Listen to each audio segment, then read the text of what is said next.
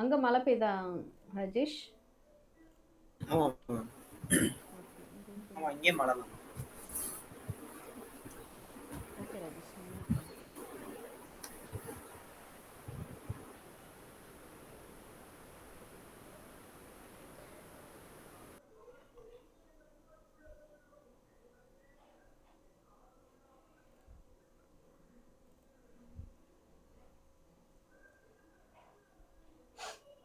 Okay. Constructor, டிஸ்ட்ரக்டர்லாம் பார்த்தாச்சு.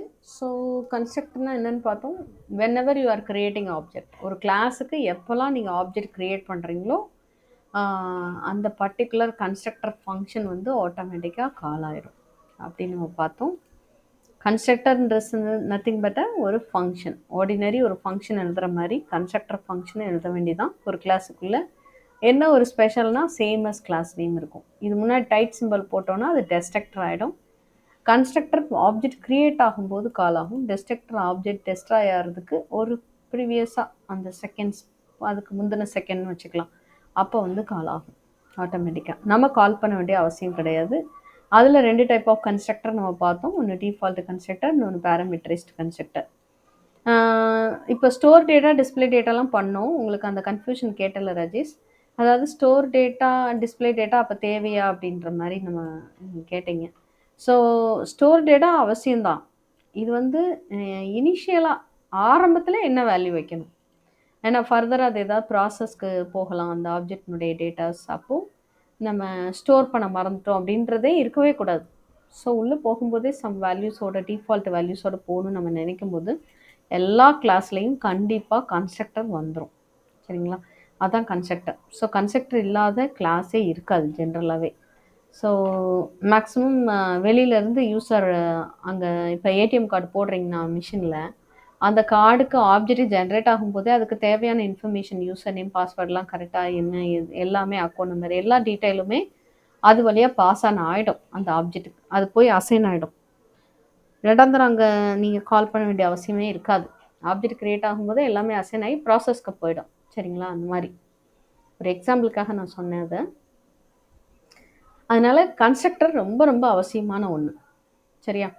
அது மாதிரி சில பாக்ஸ் எல்லாம் இப்போது சில ஃபேக்ட்ரியில் வந்து பாக்ஸ் செய்கிறாங்கன்னு வச்சுக்கோங்க.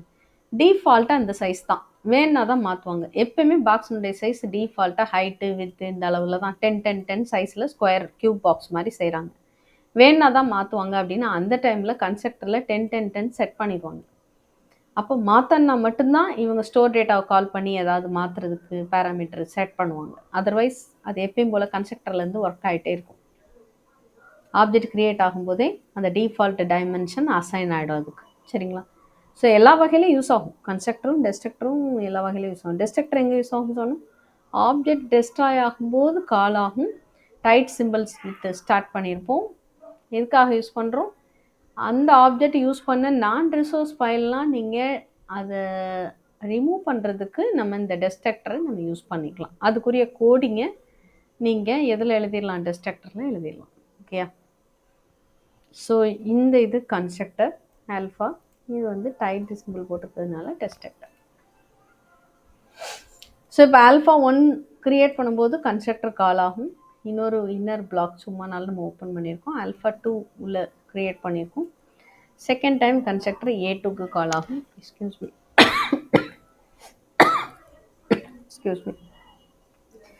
ஸோ இந்த பிளாக்கை விட்டு வெளியே வரும்போது ஆட்டோமேட்டிக்காக என்ன கால் ஆகும் அப்படின்னா A2 டெஸ்ட்ராய் ஆகுது. ஏன்னா வித்தின் த ஸ்கோப் மட்டும்தான் அதனுடைய இது இருக்கும். ஸோ இந்த பிளாக்கை விட்டு வெளியே வரும்போது அது ஸ்கோப்பை வந்து மிஸ் பண்ணுறதுனால ஆட்டோமேட்டிக்காக அதுக்குரிய டெஸ்ட்ரக்டர் கால் ஆகும். அப்போ A2 டெஸ்ட்ராய் ஆகும்போது டெஸ்ட்ரக்டர் கால் ஆகும்.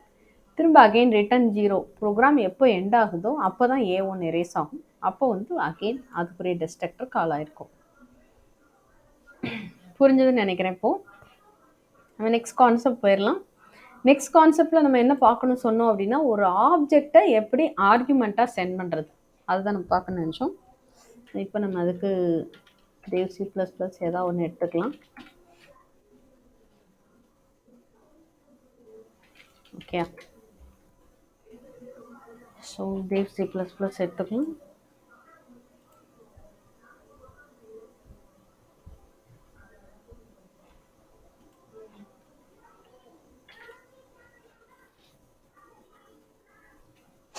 காவியம் இன்னும் வரல. நம்ம அவங்களுக்கு இந்த லிங்க் அனுப்பிடுவோம், அதில் பார்த்துக்கிட்டோம். ஆல்ஃபா வெப் அகாடமி இப்போ என்ன பார்க்க போகிறோம், C++ல் ஆப்ஜெக்டை எப்படி ஆர்குமெண்ட்டாக சென்ட் பண்ணுறது. இதுக்கு ஏதாவது நீங்கள் வச்சுக்கலாம். ஜென்ரலாக நம்ம கிளாஸ் டைம் அப்படின்ற கிளாஸை வச்சுப்போம். ஆஸ் யூஷுவல் இது வந்து C++ அப்படின்றதுனால ஐஓ ஸ்ட்ரீம் .h இங்கே போட மாட்டோம் தேவ் C++ல், சரியா. தென் அதுக்கப்புறம் வந்து ஹேஷ் இன்க்ளூட் கோனியூ.hம் போட மாட்டோம். ஏன்னா கிளியர் ஸ்க்ரீன் கெட்ச்லாம் நம்ம யூஸ் பண்ண வேண்டிய அவசியம் இல்லைங்க. தனித்தனி விண்டோவில் வர்றதுனால ஸ்க்ரீனை கிளியர் பண்ண வேண்டாம், வெயிட் பண்ண வேண்டிய அவசியம் இருக்காது. இன்புட் பார்த்துட்டு வெளியே வந்தால் போதும். அதனால் ரெண்டுமே நமக்கு தேவைப்படாது. தென் கிளாஸ் நம்ம எழுதுவோம். கிளாஸ் டைம் எழுதலாம், சரிங்களா. என்ன வேணாலும் எழுதலாம். நம்ம எம்ப்ளாயி ஸ்டூடெண்ட்னு எழுதிட்டோம் இல்லையா, இப்போ டைம் வச்சு நம்ம எழுதலாம். ஸோ டைமில் வந்து நான் ப்ரைவேட் அப்படின்ற கீ போடணும்னு அவசியம் கிடையாது. போடாமே நேரடியாக எழுதுனீங்கன்னா இது ப்ரைவேட் கீழே தான் போகும். So into hours into minutes நான் போட்டாலும் தப்பு இல்லை, சரியா. இன்ட்டு மினிட்ஸ் அப்புறம் செகண்ட்ஸ் எல்லாம் போட்டுக்கலாம். நான் ஹவர்ஸ் மினிட்ஸ் மட்டும் டைம்ன்ற கிளாஸ்க்குள்ளே பண்ணியிருக்கேன். இதில் பப்ளிக்கில் ப்ரைவேட்டில் இன்ஃபர்மேஷன் இருந்தாலே பப்ளிக்கில் நீங்கள் என்ன பண்ணணும், செட் பண்ணுறதுக்கு செட்டர் மெத்தட் கெட்டர் மெத்தட் வேணும். ஸோ செட் டைம்னு ஒரு மெத்தட். இதில் வரக்கூடிய 2 இன்டீஜர், 1 ஹவர்ஸ் 1 மினிட்ஸ், இதை நான் எழுதணும். அதே மாதிரி டிஸ்பிளே டைமை கால் பண்ணால் இதில் வரக்கூடிய இதில் எந்த ஆப்ஜெக்ட் வச்சு கால் பண்ணுறாங்களோ அந்த ஆப்ஜெக்டை வச்சு நான் வந்து இதில் வந்து நான் டைமை டிஸ்பிளே பண்ணேன். ஸோ எந்த ஆப்ஜெக்ட் வச்சு கால் பண்ணாங்களோ அந்த ஆப்ஜெக்டினுடைய ஹவர்ஸில் வந்திருக்க ஹச் அசைன் பண்ணணும். இதில் ஏதாவது டவுட்ஸ் இருந்தால் என்கிட்ட கேட்டுக்கோங்க. எந்த ஆப்ஜெக்ட் வச்சு கால் பண்ணுறாங்களோ அந்த ஆப்ஜெக்டினுடைய மினிட்ஸில் நீங்கள் வரக்கூடிய எம்மை அசைன் பண்ணிடணும். இதில் ஏதாவது சந்தேகம் தான் நீங்கள் கேட்டுக்கலாம். இது எதையாவது ரிட்டர்ன் பண்ணுதுன்னா இது ஒன்றுமே ரிட்டர்ன் பண்ணல, இதுவும் ஒன்றும் ரிட்டர்ன் பண்ணலைன்னா வாய்டு. இதுக்கு கன்ஸ்ட்ரக்டர் கூட எழுதுவோம் உங்களுக்கு பழக்கத்துக்காக. வாய்டு கூட எழுதக்கூடாது, நான் சொல்லிட்டேன். கன்ஸ்ட்ரக்டரில் not even writer void. Constructor same as class name, சரியா. பேராமீட்டரைஸ்ட் கன்ஸ்ட்ரக்டர் ஆப்ஜெக்ட் க்ரியேட் பண்ணும்போது எதுவுமே நீங்கள் அனுப்ப தேவையில்லை. அப்படி அனுப்பலைன்னா அது ஹவர்ஸ் டிஃபால்ட்டாக ஒரு டாஸ்க்கை முடிக்கிறதுக்கு 1 hour 30 minutes இருக்குன்னா டிஃபால்ட்டாக நீங்கள் அசைன் பண்ணலைன்னா 1 hour 30 minutes அதுவே ஸ்டோர் ஆகிற மாதிரி நம்ம கொடுத்துடலாம். நீங்கள் எதுவுமே ஆப்ஜெக்ட் அசைன் பண்ணலைன்னா 2 hours 30 minutes 2 hours 30 minutes store ஆகும். நான் வந்து 1 hour 10 minutes நான் போடுறேன், டிஃபால்ட்டாக உள்ளது. இதுதான் டிஃபால்ட் கன்ஸ்ட்ரக்டர். நீங்கள் ஆப்ஜெக்ட்டுக்கு அந்த கிளாஸுக்கு நீங்கள் ஆப்ஜெக்ட் க்ரியேட் பண்ணும்போது இதுக்கு மெமரி அலாட் ஆகும்போது இந்த கன்ஸ்ட்ரக்டர் கால் ஆகி ஹவர்ஸில் 1 hourம் மினிட்ஸில் 10 minutesம் சேவ் ஆகிடும் ஜென்ரலாக, சரிங்களா. இல்லை நீங்கள் சம்திங் ஏதாவது யூசர் கொடுக்குறத நீங்கள் அசைன் பண்ணணுன்னா நீங்கள் செட் டைமை கால் பண்ணி யூசர் கொடுக்குறத நீங்கள் சென்ட் பண்ணி விட்டிங்கன்னா அதை வந்து ரீஅசைன் பண்ணி விட்ரும். டிஃபால்ட்டாக 110 தான், சரிங்களா. அதுக்கப்புறம் டிஸ்பிளே டைம், எந்த ஆப்ஜெக்ட் வச்சு கால் பண்ணுறீங்களோ அந்த ஆப்ஜெக்டில் இருக்கக்கூடிய ஹவர்ஸ் மினிட்ஸை நான் எப்படி பிரிண்ட் பண்ண போகிறேன்னா, இப்போ 1 hour 30 minutes இப்படி பிரிண்ட் பண்ணணும். 1 hour and 30 minutes. இப்போ 2 hourனா 2 hoursன்னு வரும். ஸோ 1 hours ஹவர் தான் and 30 10 minutes. 10 minutes only இப்படி பிரிண்ட் ஆகணும். அப்போது எனக்கு இது எங்கே இருக்குது, இது வந்து ஹவர்ஸில் இருக்குது. எந்த ஆப்ஜெக்ட் வச்சு கால் பண்ணுறாங்களோ அந்த ஆப்ஜெக்டினுடைய ஹவர்ஸில் இருக்குது. அப்போ அந்த ஹவர்ஸை நான் இங்கே போட்டுக்கிறேன். போட்டுட்டு எனக்கு இந்த இது அப்படியே வேணும், ஹவர்ஸ் அண்ட் அப்படின்றது அப்படியே வேணும். டபுள் கோட்ஸில் நான் இப்போ கொடுத்துக்கிறேன்.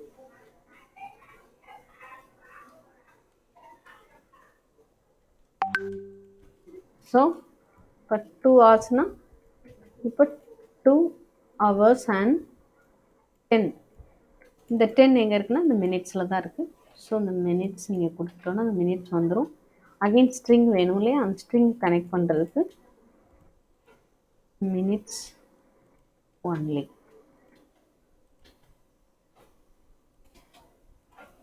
ஸோ இப்படி நான் சென்டென்ஸ் ஃபார்ம் பண்ணிட்டேன் பாருங்கள். சி அவுட்டில் ஹவர்ஸ், அந்த ஆப்ஜெக்டினுடைய ஹவர்ஸ் இங்கே, ஹவர்ஸ் அண்ட் மினிட்ஸ், இந்த ஆப்ஜெக்டினுடைய மினிட்ஸ் இங்கே, அந்த மினிட்ஸ் ஒன்லி. ஸோ எனக்கு இப்படி பிரிண்ட் ஆயிடும். அப்போ இங்கே 2னா 2 hours and 30 minutes ஒன்லி. எப்பயுமே இது காலிங் ஆப்ஜெக்ட் தான் ரெஃபர் பண்ணும். வெளியிலேருந்து நான் T1 டாட் செட் டைம்னா இந்த ஹவர்ஸ் மினிட்ஸ் எதை குறிக்கும்? T1ல இருக்கக்கூடிய மினிட்ஸ் ஹவர்ஸை குறிக்கும். நான் T1 டாட் டிஸ்பிளே டைம்னு கால் பண்ணுறேன்னா இந்த ஹவர்ஸ் மினிட்ஸ் எதை மீன் பண்ணும்? T1 உடையதை மீன் பண்ணும். Always it refers the calling objects. Calling ஆப்ஜெக்டை தான் ரெஃபர் பண்ணும். சரிங்களா? இது நார்மல் கிளாஸ். இது வரைக்கும் நீங்கள் எழுதின கிளாஸ். இதில் நான் 2 டைம் அனுப்புனாங்கன்னா ஆட் பண்ணுறதுக்கு சம்முன்னு ஒரு மெத்தட் எழுதுனேன்.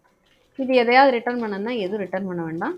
சம் ஆஃப் இங்கே வந்து 2 டைம் ஆப்ஜெக்டை வாங்க போகிறேன். இங்கே வந்து இன்ட்டையோ இல்லை ஃப்ளோட்டையோ இல்லை டபுளையோ நான் வாங்கலை.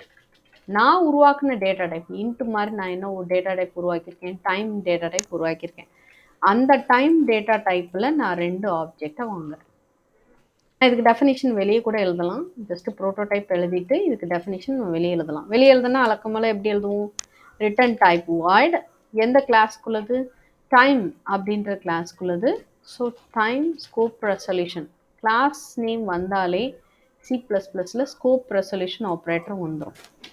ஸோ ஸ்கோப் ரெசல்யூஷன் வச்சோடனே எதெல்லாம் இருக்குது அந்த இதெல்லாம் சொல்லி வந்துடும். இதுக்கு நான் சம்முக்கு தான் எழுத போகிறேன். ஸோ இந்த சம்மை நான் செலக்ட் பண்ணிவிட்டு இது உள்ள 2 டைம் ஆப்ஜெக்ட்டை நான் ரிசீவ் பண்ணணும். அது என்ன data type? Time data type. முதல் ஆப்ஜெக்டை T1ன்னு ரிசீவ் பண்ணுறேன். ரெண்டாவது ஆப்ஜெக்டை T2ன்னு ரிசீவ் பண்ணுறேன். என்ன வேணாலும் வரலாம். இங்கே T1 T2 3 என்ன வேணாலும் வரலாம். ஆனால் நான் ரிசீவ் பண்ணுறது T1 T2. இப்போ காலிங் ஆப்ஜெக்டை உள்ளுக்குள்ளே நான் காலிங் சம்மை யார் கால் பண்ணாங்களோ அவங்கள அந்த ஆப்ஜெக்டினுடைய ஹவர்ஸ் மினிட்ஸ் எடுக்கணும்னா வெறுமனே ஹவர்ஸ் மினிட்ஸ் அப்படின்னு எடுத்தால் போதும். நல்லா ஞாபகம் வச்சுக்கோங்க ராஜேஷ். காவியா வீடியோ பார்த்துக்கோங்க, ராஜேஸ்வரி வீடியோ பார்த்துக்கோங்க.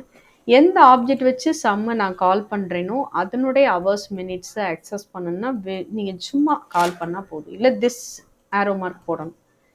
இந்த வந்திருக்க 2 ஆப்ஜெக்டை நான் கால் பண்ணணும்னா நான் எப்படி பண்ணுவேன்னா T1 டாட் ஹவர்ஸ். ஓகே, அதே மாதிரி T1 டாட் மினிட்ஸ் அப்படின்னா T1 ஹவர்ஸ் மினிட்ஸ் வரும். அது மாதிரி T2 dot hours, T2 dot minutes, அப்போ T2 ஹவர்ஸ் மினிட்ஸ் வரும். இந்த மாதிரி புரியுதா? ஸோ அப்போது இதை வச்சு நான் 2 ஆப்ஜெக்ட் டைமை நான் ஆட் பண்ணி காலிங் ஆப்ஜெக்டில் போய் ஸ்டோர் பண்ணலான்னு நான் நினைக்கிறேன். அப்போது இங்கே வந்திருக்க ஆப்ஜெக்ட் சரியா? சாரி, இது பழையது. சேவ் பண்ணிக்கிறேன்.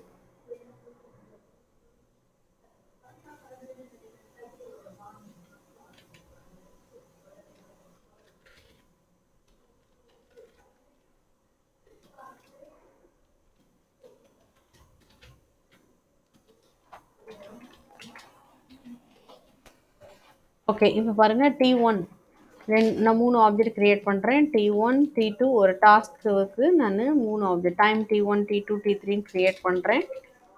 செட் டைம் வச்சு நான் வந்து பண்ணிட்டேன். Time T1 T2 T3 object create பண்ணியிருக்கேன். 3க்கும் மெமரி அலாட் ஆகிருக்கும்ல. ஹவர்ஸ் மினிட்ஸ் இதுலேயும் ஒரு ஹவர்ஸ் மினிட்ஸ் இருக்கும், T2லையும் ஒரு ஹவர்ஸ் மினிட்ஸ் இருக்கும், T3லையும் ஒரு ஹவர்ஸ் மினிட்ஸ் இருக்கும். அந்த பர்டிகுலர் ஆப்ஜெக்டை வச்சு நான் கால் பண்ண போகிறேன். அதாவது இந்த ஹவர்ஸ் இதில் இருக்கக்கூடிய ஹவர்ஸும் இதனுடைய ஒரு ஹவர்ஸையும் ஆட் பண்ணி எனக்கு T3யில் சேவ் பண்ணணும். அப்போ நான் T3யை காலிங் ஆப்ஜெக்ட் ஆகும் சம்ன்ற ஃபங்க்ஷனை கால் பண்ணி T1ஐயும் T2வையும் அனுப்புகிறேன். T1ன்றது என்னது? ஒரு டைம் ஆப்ஜெக்ட், T2வும் time object. So data type கரெக்டாக இருக்குது. இதில் என்ன போகும்? இதில் இருக்க ஹவர்ஸ் மினிட்ஸும் போகும். கொஞ்சம் பெருசாக்குறேன், கொஞ்சம் கவனமாக பாருங்கள். இந்த T1 T2 இது காலிங் ஆப்ஜெக்ட்.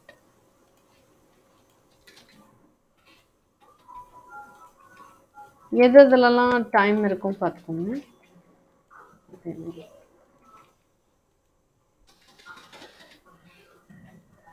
ஸோ இதில் ஒரு ஹவர்ஸ் மினிட்ஸ் இருக்கும். இது ஒரு ஹவர்ஸ், இது ஒரு மினிட்ஸ்னு வச்சுக்கோங்க. இது T1க்கு இருக்கும், T2க்கு இருக்கும், T3க்கு இருக்கும். சரிங்களா? இதில் நான் செட் டைம் வச்சு நான் 2 hours 30 minutesன்னு கால் பண்ணிட்டேன். ஃபஸ்ட்டு டாஸ்க் முடிக்க இவ்வளோ நேரம் ஆயிருக்குது. அது மாதிரி செகண்ட் டாஸ்க் முடிக்க 3 hours 45 minutes செகண்ட் இதில் ஸ்டோர் பண்ணிட்டேன். இது ரெண்டையும் ஆட் பண்ணி சரிங்களா, எதையும் இந்த ஹவர்ஸ் மினிட்ஸையும் ஆட் பண்ணணும், ஹவர்ஸையும் ஆட் பண்ணி எனக்கு இங்கே வரணும். என்ன வரும் சொல்லுங்க T3ல ஆன்சர். ராஜேஷ் சொல்லுங்க, எவ்வளோ ஹவர்ஸ் வரும்? மேலே 6 வரும். ஓகே, கீழே கீழே 15 வரும். 15. Very good. ஸோ கரெக்டாக ஆட் பண்ணிட்டீங்க. ஆக்சுவலாக ப்ராப்பராக பண்ணணும்னா என்னென்னலாம் பண்ணீங்க முதல்ல? இது ரெண்டையும் ஆட் பண்ணீங்களா? ஆமாம் மேம். பண்ண என்ன கிடைச்சது? வரும்போது 75 வரும் மேம். ஓகே. ஆனால் நமக்கு டைம் 60 மினிட்ஸ் தான் இருக்கும். ஓகே. அதில் ஒரு 1 hour கிடைச்சிருதா?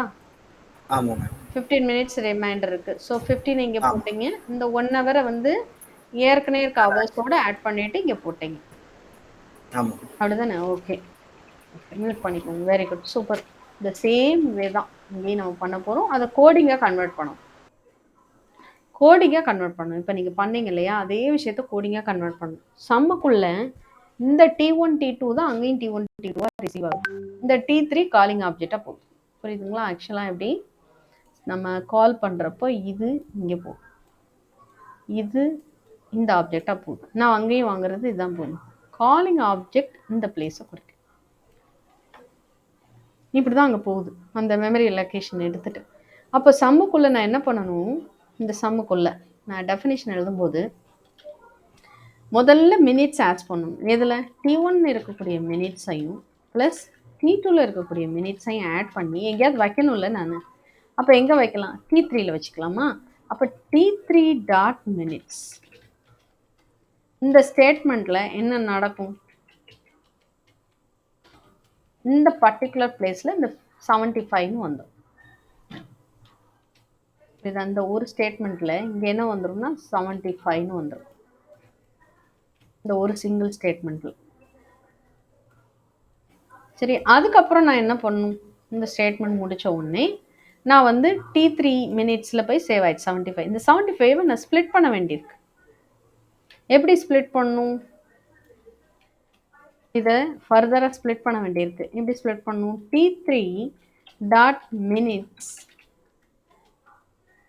Divided by modulo divided by முதல்ல டிவைடட் பை 60னா எனக்கு 1 கிடைக்கும். 1 ஹவர் எடுத்துடுறீங்க. அப்போ அந்த 1 ஹவரை மேலே எங்கே அந்த T3னுடைய ஹவர்ஸ்லேயே நான் ஸ்டோர் பண்ணிடுறேன். அப்போது இது எங்கே ஸ்டோர் ஆயிரும்? எனக்கு இங்கே 1ன்னு ஸ்டோர் ஆயிரும் அந்த செகண்ட் ஸ்டேட்மெண்ட்டில்.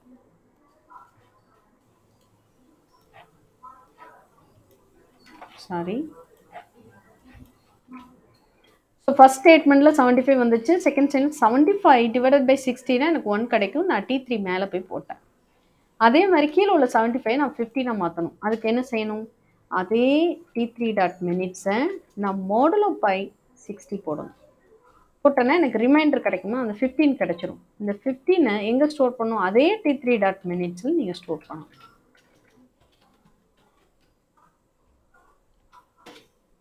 ஸ்டோர் ஆயிருமா? இதே இடத்துல 15ன்னு மாறிடும். அதுக்கப்புறம் என்ன பண்ணணும்? மேலே இருக்கக்கூடிய T1 hours, T2 hours, T3 hours எல்லாம் நீங்கள் ஆட் பண்ணணும். அப்போது இப்போ இருக்கக்கூடிய T3 ஹவர்ஸ், ஏற்கனவே இருக்கக்கூடிய T1 ஹவர்ஸ், ஏற்கனவே இருக்கக்கூடிய T2 ஹவர்ஸ் எல்லாத்தையும் ஆட் பண்ணி எங்கே போட்டுருணும்? T3 ஹவர்ஸ்லேயே போட்டுருணும்.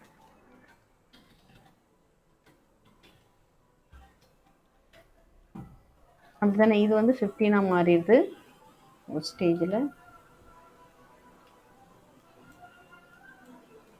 அப்போ 1 ஹவர் 15 அப்படின்னு இருக்கும். அப்புறம் இதெல்லாம் ஆட் பண்ணி இதிலே அகெயின் 6ன்னு ஸ்டோர் பண்ணிடும். அப்போ வந்து இது எரேஸ் ஆகிட்டு 6 ஸ்டோர் ஆகிடும். அப்போ 6 ஹவர்ஸ் 15 மினிட்ஸ்ன்னு சொல்லி இந்த கோடிங் மூலமாக கிடச்சிருது. ஓகேயா? ஈஸி தானே? ஸோ இதே விஷயத்த நம்ம இங்கே வந்து எழுதணும். இங்கே எழுதணும். இங்கே காலிங் ஆப்ஜெக்டை ஆக்சஸ் பண்ணணும்னா காலிங் ஆப்ஜெக்ட் தானே T3 மேலிலேருந்து நான் பண்ண போகிறேன். அந்த calling object excuse me T3 அந்த காலிங் ஆப்ஜெக்ட்ஸை தான் நம்ம இங்கே அக்சஸ் பண்ண போகிறோம். அப்போ காலிங் ஆப்ஜெக்ட்ஸை நான் அக்சஸ் பண்ணணும் அப்படின்னா இந்த T3 டாட்டுன்னு இருக்கு இல்லையா, நான் வெறுமனை தான் கால் பண்ண பாருங்கள். காலிங் ஆப்ஜெக்ட் எடுக்கணும்னா ஹவர்ஸ் மினிட்ஸ்னு இருக்கு. அப்போ இந்த T3ன்றதை நம்ம ரிமூவ் பண்ணணும். அப்போ காலிங் ஆப்ஜெக்ட்ஸை குறிக்கும். T3 எங்கெல்லாம் வந்திருக்கோ அங்கெல்லாம் எனக்கு T3 வேண்டாம், வெறுமனே ஹவர்ஸ் மினிட்ஸ் இருந்தால் போதும். T1 வழக்கம் போல், T1 T2 அதெல்லாம் as usual. புரிஞ்சுதா ஏன் ரிமூவ் பண்ணேன்னு? காலிங் ஆப்ஜெக்டை மீன் பண்ணணும்னா ஒன்று திஸ் போடணும், ஏன்னா எனக்கு தெரியாது T3 வரலாம், T4 டாட்டுன்னு நான் கால் பண்ணி உள்ளே வரலாம். எந்த ஆப்ஜெக்டை வச்சு கால் பண்ணி உள்ளே வர்றாங்களோ அந்த ஆப்ஜெக்டில் அது ஃபில் ஆயிரும் 6 hours 15 minutesன்னு. ஒருவேளை T4 வச்சு கால் பண்ணி T4 dot sum T1 dot T1 comma T2னா ரெண்டு ஆப்ஜெக்டையும் ஆட் பண்ணி T4ல் போய் ஃபில் ஆகிடும். ஸோ இது வந்து டெம்ப்ளேட் தான், எந்த ஆப்ஜெக்ட் உள்ளே வரப்போகுதுன்னு தெரியாது நமக்கு. வழக்கம் போல் ரிட்டர்ன் கீவேர்டு கொடுத்தோன்னா கொடுத்துரும். எது ரிட்டர்ன் பண்ணனா தான் இங்கே எழுதணும், இங்கே ஒன்றும் ரிட்டர்ன் இல்லை, அதனால் ரிட்டர்ன் கீவேர்ட் போட்டாலும் இருந்தால் போடாட்டியும் இருந்தால் போடுறது குட் ப்ராக்டிஸ். இங்கே வந்து நீங்கள் என்ன அனுப்பியிருப்பாருங்க, ஒரு ஆப்ஜெக்டையே அனுப்பியிருக்கீங்க. ஆப்ஜெக்டையே இங்கே தான் நம்ம என்ன பண்ணியிருக்கோம்னா ஆர்குமெண்ட்டாக அனுப்பியிருக்கோம். இங்கே ரஜேஷ் இது ஆப்ஜெக்ட் ஆஸ் ஆர்குமெண்ட். நீங்கள் பாருங்கள் ரெண்டு தான் இருக்கீங்க மெம்பரை பொறுத்த வரைக்கும். T1ல் என்ன இருக்குது, ஹவர்ஸ் இருக்குது, மினிட்ஸ் இருக்குது, ஹவர்ஸ் இருக்குது, மினிட்ஸ் இருக்குது. இதே மாதிரி நான் செகண்ட்ஸு, அதுக்கப்புறம் milli second, date, month, year, இந்த மாதிரி நான் ஸ்ப்ளிட் பண்ணி நிறைய வச்சுருக்கேன். டே இந்த மாதிரி வச்சுருக்கேன்னா அவ்வளவு இந்த ஒரு ஆப்ஜெக்ட் வழியாக உள்ளே வந்துடும். சிம்பிளில் இல்லாட்டி நான் ஒன்றுன்னா அனுப்பணும், மினிட்ஸ் தனியாக அனுப்பணும், ஹவர்ஸ் தனியாக அனுப்பணும், எதுவும் பண்ண வேண்டாம். இதுதான் ஆப்ஜெக்ட் ஓரியன்ட் ப்ரோக்ராமிங் சொல்லுவாங்க. எல்லாமே ஒரு சிங்கிள் ஆப்ஜெக்டுக்குள்ளே பேக் ஆகிருக்கும். T1க்குள்ளே அவ்வளவும் பேக் ஆகிருக்கும். அப்போது ஒரு ஆப்ஜெக்டே நீங்கள் என்ன பண்ணிக்கலாம், ஆர்குமெண்ட்டாக சென்ட் பண்ணலாம். இந்த கான்செப்ட் தான் ஆப்ஜெக்ட் ஆஸ் ஆர்குமெண்ட். இதுலேருந்து இது வரைக்கும் உங்கள் கிளாஸ். இந்த கிளாஸ் முடித்ததுக்கப்புறம் நீங்கள் இதுக்கு என்ன பண்ணணும், ஆப்ஜெக்ட் வாய்டு மெயினில் வழக்கம் போல் க்ரியேட் பண்ணிக்கணும். இன்ட்டு மெயின் ரிட்டர்ன் 0,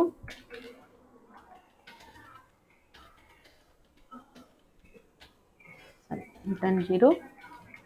இங்கே டைம் ஆப்ஜெக்ட் என்ன வேணாலும் க்ரியேட் பண்ணலாம், T1 T2 இல்லாட்டி வேணுன்னே நான் T5 T6 என்ன வேணாலும் க்ரியேட் பண்ணிக்கலாம், T7. Okay, task 1 task 2 task 3. Time T1 finish பண்ணுறதுக்கு ஆட்டோமேட்டிக்காக என்ன க்ரியேட் ஆகிருக்கும், 3லையும் 1 hour 10 minutes க்ரியேட் ஆகிருக்கும். இல்லை நான் எனக்கு சொல்கிற டைம் தான் வரணும் அப்படின்னா நான் இங்கே வந்து சி அவுட்டில் நான் வாங்கலாம். சி அவுட்டில் enter the time taken to finish the first task.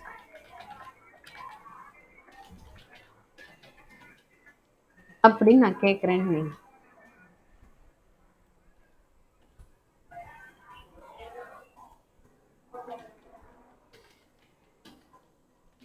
சிஇன்ல வந்து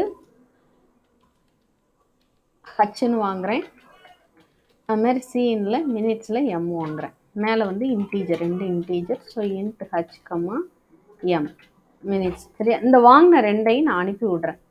அப்போ T5 டாஸ்க் 5 டாஸ்க் 6 ரெண்டையும் ஆட் பண்ணி T7ல் ஒர்க் பண்ணணும்.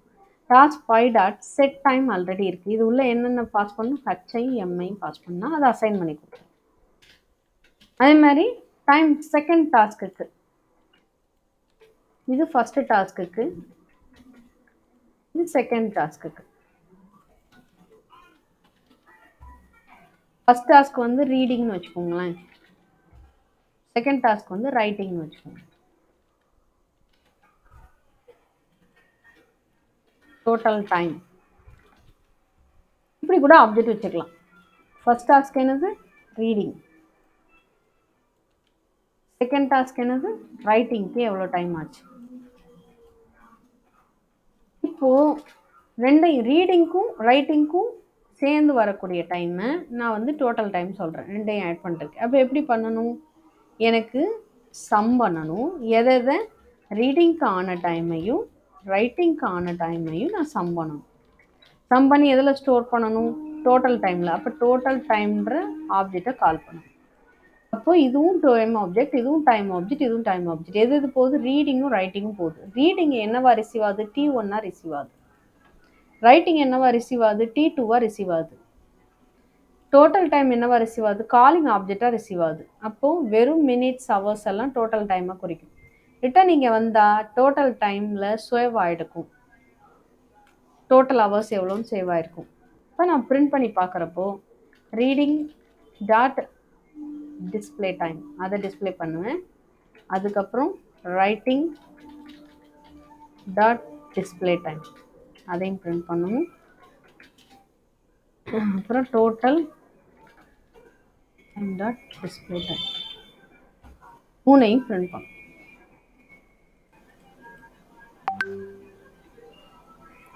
ஸோ பாருங்கள் time T1 time T2. So T1ஐயும் T2 மினிட்ஸையும் ஆட் பண்ணி எல்லாம் ரிட்டர்ன் வந்துடும்.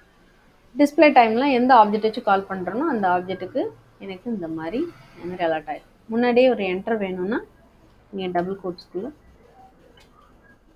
டைம் டேக்கன் அப்படின்னு கூட கொடுக்கலாம்.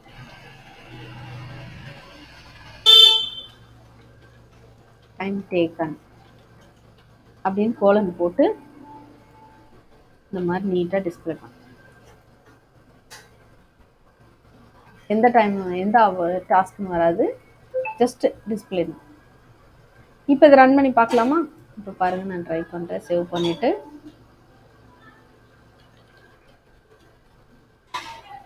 Object argument reading writing dot CBC. இப்போ நான் ரன் பண்ணுறேன். ஸோ இப்போ ரன் பண்ணலாம். ஓகே, ஏதோ எரர் வருது, ஏதாவது சம்திங் ப்ராப்ளமாக இருக்கும். சி அவுட்டு சின்னு வந்து நம்ம தேவ் C++ல யூஸ் பண்ணோம்னா நம்ம குளோபல் வேரியபிள் நம்ம இன்க்ளூட் பண்ணணும். இல்லாட்டி நம்ம எவ்ரி டைம் சி அவுட் சின்னா அந்த பர்டிகுலர் ஆப்ஜெக்ட் இல்லை கிளாஸ் மாதிரி அதை நான் கால் பண்ணி தான் அந்த நேம் ஸ்பேஸ்ன்ற மாதிரி யூஸ் பண்ணுவாங்க. நீங்கள் வந்து சரியா நேம் ஸ்பேஸுக்குள்ளே இருக்கிறதுனால நீங்கள் வந்து எவ்ரி டைம் அதை போட வேண்டாம். யூஸிங் நேம் ஸ்பேஸ்ன்னு கிட்டத்தட்ட ஒரு ஃபோல்டர் மாதிரின்னு வச்சுக்கோங்களேன். இதை போட்டுடணும். யூஸிங் நேம் ஸ்பேஸ் எஸ்டிடின்னு போட்டாச்சுன்னா எவ்ரி டைம் நீ அந்த சிஇன் சி அவுட்டு அப்புறம் எண்டல் இதெல்லாம் நம்ம std colon double colon scope resolution ஆப்ரேட்டர்னு சொல்லி போட வேண்டிய அவசியம் இல்லை. ஸோ இப்போ நான் ரன் பண்ணுறேன். இப்போ வந்துச்சு பாருங்கள். So enter the time taken to finish the first task. எவ்வளோ ஹவர்ஸு? 2 hours 30 minutes நான் கொடுக்குறேன். இப்போ enter the time taken to finish the second task 3 hours 45 minutes கொடுக்குறேன். அப்போ என்ன வரணும்? 6 hours. பார்த்தீங்களா? First time taken 2 hours 30 minutes, 3 hours 55 minutes, 6 hours 15 minutes வந்துச்சா கரெக்டாக? ஸோ இதுதான் என்னதுன்னா ஆப்ஜெக்ட் ஆஸ் ஆர்குமெண்ட். புரியுதா ராஜேஷ்? டவுட் இருக்கா இதில் ஏதாவது இப்போ வரைக்கும் பார்த்ததுல? ஓகே மேம், புரியுது. நீ கட்டாயம் இதை போட்டு பாருங்க. நம்ம அந்த ஆப்ஜெக்ட் ஆஸ் ஆர்குமெண்ட்ல இங்கே இருக்குது. சில விஷயம் ஏதோ நான் ரிமூவ் பண்ண வேண்டியிருக்கு. பட் ஆனால் நீங்கள் அண்டர்ஸ்டாண்ட் பண்ணிக்கலாம். கான்செப்ட் சொல்லிட்டேன். நாங்கள் டைம்னு எடுத்திருக்கேன்ல, அதுக்கு பதிலாக இங்கே வந்து டெமோன்னு இருக்குது. ஆமாம், இந்த இது பழசு. இதை இது பார்க்க வேண்டாம். இது அந்த அங்கேருந்து காப்பி பண்ணதுனால அது ரிமூவ் பண்ண அந்த கால்குலேஷன் போடுறதுக்கு பதிலா இஃப் கண்டிஷன் போடலாம். அதாவது இது எப்படி ஒர்க் ஆகும் அப்படின்னா சர்வர் கிளைண்ட் கான்செப்ட் படி ஒர்க் ஆகும். இஃப் கண்டிஷன்ஸ் அது போடலாம். கால்குலேட் பண்ணுறதுக்கு பதிலாக எந்த டைம் அதிகமாக இருக்குன்னு போடலாம். டைம் 1 கிரேட் டைம் டாஸ்க் வந்து தாராளமாக பண்ணலாம். அப்படி அது கூட பண்ணலாம். கம்பேர்னு மாற்றணும். சம்முக்கு பதிலாக கம்பேர் போட்டுக்கோங்க. எந்த டாஸ்க்குக்கு அதிக டைம் எடுத்திருக்கு? Time task is taken more than time task 2. Sorry, more than task 2. Okay, அந்த மாதிரி writing is took more time than reading அப்படின்னு போடலாம். அந்த மாதிரி அது சூப்பராக இருக்குது. அந்த ஐடியா பண்ணிக்கோங்க. இதுக்கு பதிலாக இதையும் எழுதி பாருங்க, அதையும் எழுதி பாருங்க. ஸோ இந்த டைம் கிளாஸ் வச்சு நான் இப்போ சொன்னேன், அதையும் நீங்கள் ட்ரை பண்ணி பாருங்கள். ஆப்ஜெக்டை ஆர்குமெண்ட்டாக அனுப்பணும். இதை வச்சே தான் ஆப்ஜெக்டை ரிட்டர்ன் வாங்குறது ஃப்ரெண்டு எல்லாமே நான் சொல்லிக் கொடுப்பேன். அதனால் இதை நீங்கள் தரவாக பார்த்துக்கோங்க. சரியா? சரிப்பா, பாய். இன்னைக்கு ஒரு கான்செப்டாக பார்த்துட்டே போவோம். இது எல்லாமே அப்படியே ஜாவாவில் வரும் நமக்கு. அதனால தான் நான் சொல்லி கொடுத்துட்ருக்கேன். அதான் ஜாவா ஈஸியாக இருக்கும். அதுக்கப்புறம் ஜாவாவில் உள்ள அதர் திங்ஸ்லாம் பார்க்கணும். சரிப்பா, பாய். உனக்கு எக்ஸாம் இருக்குல்ல? நான் இப்போயே சொல்லி கொடுத்துருவேன். ஆக்சுவலாக ஒரு நேரம் ஆப்ஜெக்டஸ் ஆர்குமெண்ட்டு அப்புறம் ரிட்டர்னிங் ஆப்ஜெக்ட் ஃப்ரெண்டு எல்லாமே அப்போயே சொல்லிடுவேன். பட் நீ ப்ரோக்ராம் எழுதுகிற அளவுக்கு வந்துட்டேன்னா நல்லதுன்னு பார்த்தேன் இனிஷியலாக. ஏன்னா அரைச்சமாகவே தான் அடுத்து வரும். அதனால தான் ஒரு கான்செப்டாக சொல்கிறேன். உனக்கு டைம் வேறு இல்லையா? காலேஜ் ஒர்க்கும் பார்க்க வேண்டியிருக்கு. அதனால தான் ஒரு கான்செப்டாக போகிறோம். சரியா? ஆ அதனால ஒன்றும் இல்லைல்ல உனக்கு பார்க்கலாம்ல. அதெல்லாம் பிரச்சனை இல்லை. ஏன்னா ஐடி போயிட்டு கூட இந்த கோர்ஸை திரும்ப படிக்கிறவங்களாம் இருக்காங்க. அதனால இப்பவே நீ நல்லா ஆமாம். படிச்சிட்டேன்னா அடுத்த லெவல் போயிடலாம் அடுத்து. சரியா? ஆ சரிப்பா. ஓகே. ஆ ஓகே. ம். பாய்ப்பா.